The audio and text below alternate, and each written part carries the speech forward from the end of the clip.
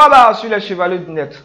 Je l'avais dit encore, bienvenue sur les chevaliers du net. Je suis Paralasna, formateur, programmeur et créateur du groupe Les Chevaliers. Bienvenue dans cette 6e partie de vidéo consacrée à la réalisation d'un logiciel de gestion d'école. Ok, on travaille ici avec le logiciel WinDev du langage W-Langage. Je remercie encore les membres du groupe Les Chevaliers qui m'apportent un soutien indispensable sur ce groupe. Ok, on s'était arrêté juste cette partie là où on avait étudié les RAD, on avait généré une table, on avait généré une fenêtre et on s'était donné l'objectif ici d'afficher les différentes classes que nous avons créées parce que, comme l'a si bien dit la partie administrateur, il faudra qu'on donne un rôle à l'administrateur, c'est-à-dire une personne qui est là, c'est lui qui permet d'ajouter des classes si possible. Eux, c'est ça, on s'est donné l'objectif de faire. Ok, donc on va poursuivre cette partie-là.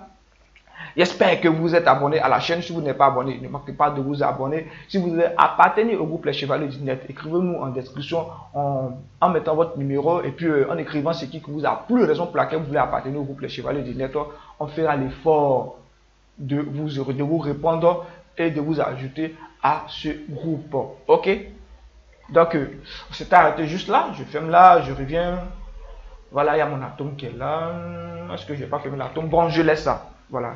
J'aimerais remercier vraiment Présocio de la Côte d'Ivoire et également Abdoulatif depuis la Malaisie, le Comorien du groupe. Ok. Voilà, c'est arrêté juste là. On avait créé l'élément qui est là, qui était au niveau de notre table. Et ensuite, on va récupérer ces différentes informations pour les afficher pour permettre à l'administrateur, lorsqu'il modifie la classe, ou bien soit il ajoute une classe, on va prendre ça en compte directement au niveau de classe ATU. Ok, donc c'est ça, on va essayer de faire. Là, on vient en création. Ensuite, combo. On clique sur combo. Voilà.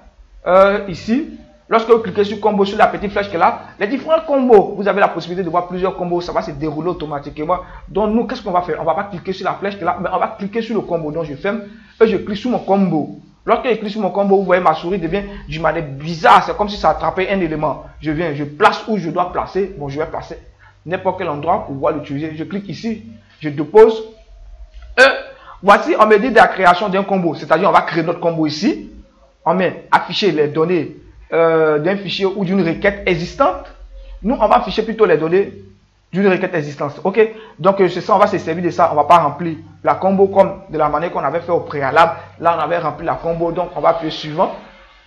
Ensuite, on me demande, fichier de données, c'est quel type de fichier de données qu'on aimerait utiliser? Plus souvent, vous allez utiliser des requêtes. On viendra dessus lorsqu'on va utiliser des requêtes. Ou bien soit on peut utiliser ce qu'on a créé au niveau de notre analyse, qu'on appelait ça classe.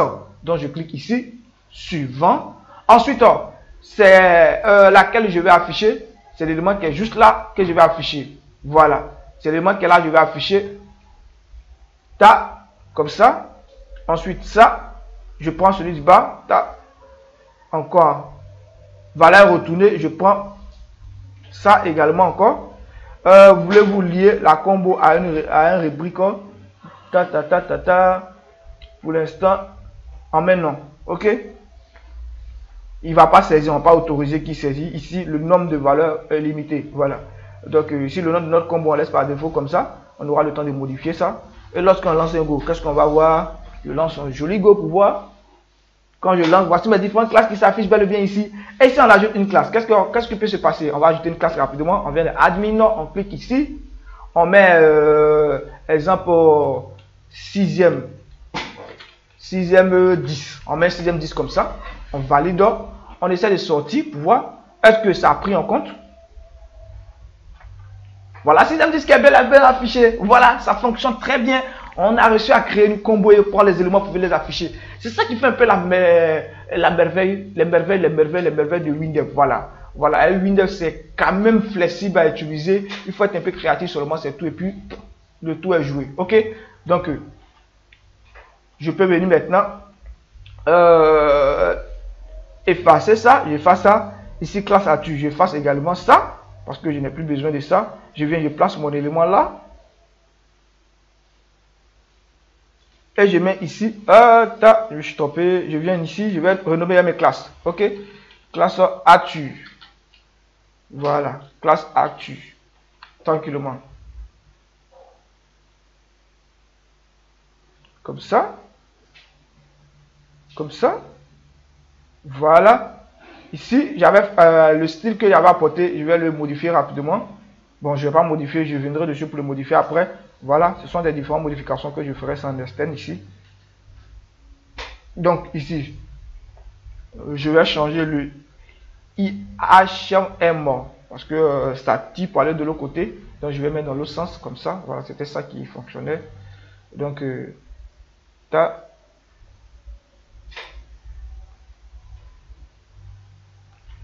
ok, ici c'est bon. Voilà, on va essayer de, si possible, ajouter une autre classe, mais soit supprimer le cas pour voir vraiment si ça marche. Voilà, pour ne pas que ça vous mélange. Donc, je clique ici, c'est admin. On va l'utiliser un peu la partie administrateur. On va essayer de supprimer la classe qu'elle a. Si par contre, nous dit une classe n'existe plus, on supprime simplement la classe. On supprime la classe et on vient voir au niveau de nos élèves. Est-ce que ça a pris en compte? Est-ce que ça a pris en compte? Là, on voit que ça n'a pas pris en compte, c'est pas un problème. On ferme le logiciel. On ferme le logiciel et on lance un autre Go. Voilà. Là, c'est un peu mieux que d'aller reprogrammer encore. C'est-à-dire qu'il faut avoir une partie où on doit pas travailler encore sur le code source, mais ce serait un véritable problème. Imagine-toi, vous avez développé un logiciel, vous trouvez loin, ben, vous serez obligé de revenir, venir travailler dessus. Donc, c'est au niveau des élèves. Et vous voyez, la classe qu'on a supprimée a été prise en compte. Ok. Donc, je pense bien que vous avez bien saisi. Voilà, je pense bien que vous avez bien saisi. Donc, il est plus facile pour vous maintenant de mettre les classes. Et vous pouvez mettre les différents niveaux. Au niveau des classes actives, vous pouvez mettre également au niveau de lieu de naissance. Vous pouvez créer au niveau de les villes. C'est-à-dire que s'il y a des personnes qui sont exemple, dans certains pays, dont vous êtes dans un pays où vous savez que spécialement les élèves sont de tel pays, c'est-à-dire il y a un pays spécifique où vous pouvez ajouter les villes et c'est tellement facile à le faire, c'est un peu professionnel et cette partie-là serait modifiée par la partie administrateur. On aura le temps d'afficher tout ici, c'est-à-dire quoi, au niveau de la partie ajout des classes, modification des classes, on aura le temps de faire ici. C'est-à-dire, avoir un bouton pour aller toujours rentrer ici et puis modifier. On peut accéder directement. Lorsqu'on clique ici, on a accès à ça directement. Ok. Donc, je pense bien que c'est cette partie-là que je voulais montrer. Je voulais ajouter au niveau de l'autre vidéo, mais c'était tellement long que j'ai dû supprimer la vidéo comme ça. Cette vidéo, je pense bien que ça va durer plus de 10 minutes. On aura le temps de se préparer pour l'autre vidéo pour voir montrer qu'est-ce qu'on peut ajouter. Maintenant, on va ajouter quoi encore de si spécial. Lorsqu'on lance un Go, qu'est-ce que vous constatez? L'élément était juste au milieu, mais il vient juste en bas, c'est-à-dire il dépasse par un. Donc là, ça devient un problème. Ça devient un problème. Imaginez-vous si on doit mettre les différents champs par un ici. Alors, ça n'a pas fonctionné. Les deux vont se trébocher entre eux. Ce serait bizarre. Donc, pour éviter ça, on va jouer un peu sur notre IHM. OK? Donc, on sélectionne tous les boutons. Pour sélectionner, vous mettez la touche CTRL, simplement, vous cliquez sur les différentes fenêtres. Ensuite, vous faites clic droit, vous partez dans la description. OK? Voilà, vous faites clic droit, vous partez dans la description. OK? Lorsque vous venez dans la description, vous venez au niveau de IHM. Voilà, voici ça, IHM. Ensuite,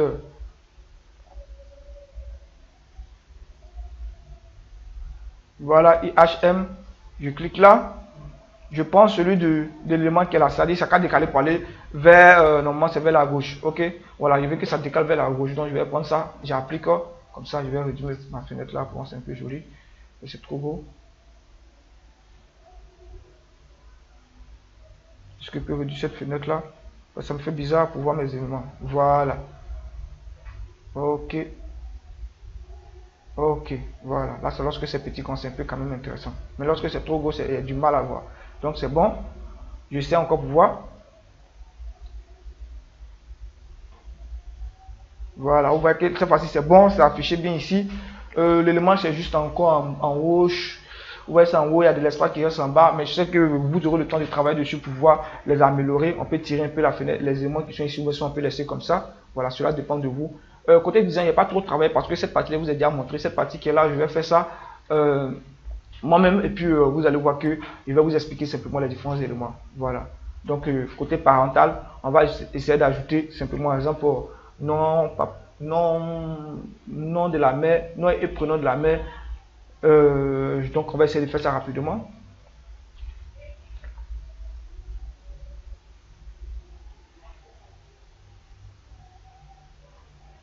Ici on va mettre, voilà, on va mettre simplement nom pour vous montrer que je vais débuter ça au niveau de la prochaine vidéo, vous allez voir que je vais réaliser ça. Cela va dépendre de vous, comment l'établissement aimerait que vous affichez les différents onglets, parce que vous devez adapter le système aux différents fonctionnements de l'établissement. Ok, si exemple eux prennent en compte nous prenons des parents, tout ça vous mettez dedans avec le tuteur, tout, si possible vous pouvez ajouter. Donc je pense bien que cette vidéo va se limiter là, on va pas aller trop loin. C'est tout pour cette vidéo. Pour ceux qui ne sont pas encore abonnés à la chaîne YouTube, ne manquez pas de vous abonner, de liker les vidéos, de partager, de commenter. À bientôt pour la prochaine vidéo. Je vous aime. Ciao ciao.